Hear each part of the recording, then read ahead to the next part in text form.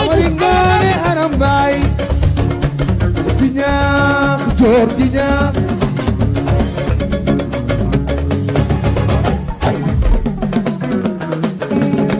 Amari Ngoone Aram fu ñu koy tàmbalee muy flambée des prix de denrées de première nécessité, un ramadan de galère pour le panier de la ménagère. jàppale ni ko weeru koor bi ñu dugg jamono ji gis nañu lépp loo xamante ni jëm na ci denrées de première nécessité waxuma la cheraay bu mu cher mais rareté bi nga xamante ni pour nga gis ko sax doo bëggoo la jamono ji ci marché bi. lu jëm ci wàllu diwlin gis nañu yokk bu mu yokk, gis nañu suukar bi yokku na ñu xam ne ni ko loolu yëpp dañ koy jëfandikoo ci weeru koor bi. yàpp nag kenn waxul bul laal sax ba nga koy gis ndaxte kilo bi dem na ba ci 4000 dem na ba ci 5000 francs jamono ji jën bi nga xamante ni Sénégal képp ku ci war ba ngoon bëgg nga teg sa ceebu jën Penda Mbay bu Fatatraj jamono ji pour nga gis jën c'est tout à fait un problème. gis nañu géej bi xaw na yëngu tuuti ba gis nañu ay pêcheurs yoo xamante ni disparaître nañu sax si large bi bërkaat démb gis nañ ci Cap Skirring am ñoo xamante ni réer nañu rawatina fii ci Saint-Louis di Ndar géej am nañu fa réer.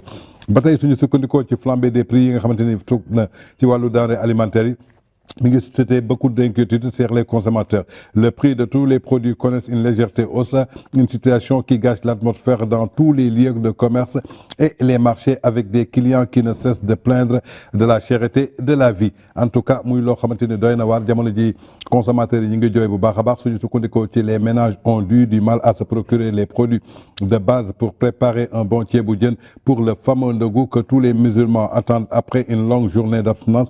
Le prix de toutes les denrées de première nécessité ont connu une hausse en ce début du mois béni de Ramadan. Un tour dans plusieurs marchés de la capitale nous a permis d'en faire le constat au marché Castor, l'un des plus grands marchés de légumes. Une bonne ambiance prévaut, les cris des vendeurs et là, les clients participent à l'animation des lieux de marchandage, vont bon train et les ménagères font le tour des états pour pouvoir remplir leur panier.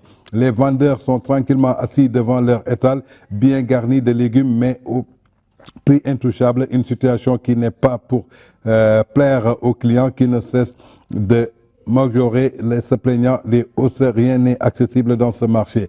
Ces derniers temps, toutes les denrées de première nécessité ont pris l'ascenseur. Depuis ce matin, je me balade avec mon panier dans le marché et j'ai peine à remplir. Tout est devenu cher, se plaint une ménagère. Alpha Diallo, vendeur de légumes, affirme que la hausse n'est pas de leur faute. Il met cette situation sur le compte de la fermeture des frontières entre le Sénégal et le Mali.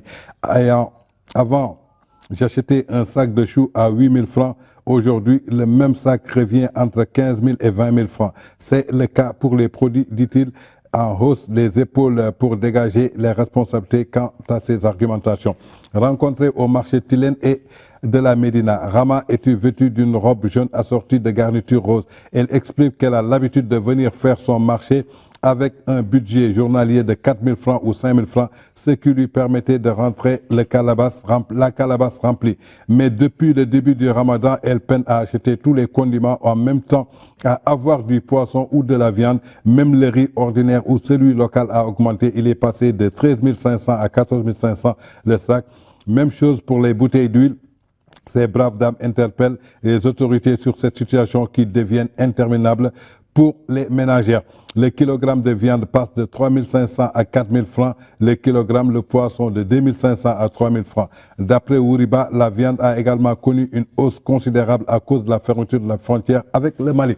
En tout cas, jàppale ni que daal lépp loo xamante ni jëm na ci wàllu denrée de première nécessité ci weeru koor bii ñu toll doon na loo xamante ni doom bu góor la ci marché bi pour nga gis ko jafe na trop rawatina prix cher na cheraay boo xamante ni doy na waar ki nga xamante ni diggante 3 000 ak 5 000 la doon yóbbu marché feesal pañeem jamono ji su yóbboon ñaari junne sax du am genn wàlla pañe li ko waral nag ñu bëri indexé nañu fermeture frontière ak Mali bii nga xamante ni tey CEDEAO def na ko gis nañu loraange yoo xamante ni tey mi ngi koy indiwaat ci biir Sénégal li ñu naan ay du yem ci bopp borom ndaxte problème mu Mali tey suñu demee ba muy touché Sénégal moo tax toujours war nañu xool ni que ay pays frontaliers lañ am na yenn problème yoo xamante ni tey su amee si diggante benn pays rek day laal beneen pays bi moo tax tey gis nañu lépp dafa cher kii nee na saako chipame ba nga xam ne ñu ngi ko doon jëndee ci 8 000 francs junne ak juróom-benn téeméer jamono ji ñu ngi koy jëndee ñetti junne ba ñeenti junne kilo yàpp nag bi nga xamante ni ñu ngi ko doon jëndee ci 3 500 jamono ji ñu ngi koy jëndee juróom-ñetti téeméer ba 5 000 francs en tout cas muy produit de première nécessité yi nga xamante ni ci weeru koor bi lañ toll pour ñu gis ko jàppale ni que jafe na trop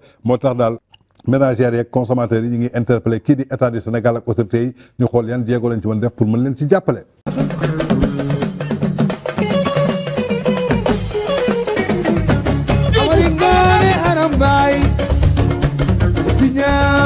joor di ñaax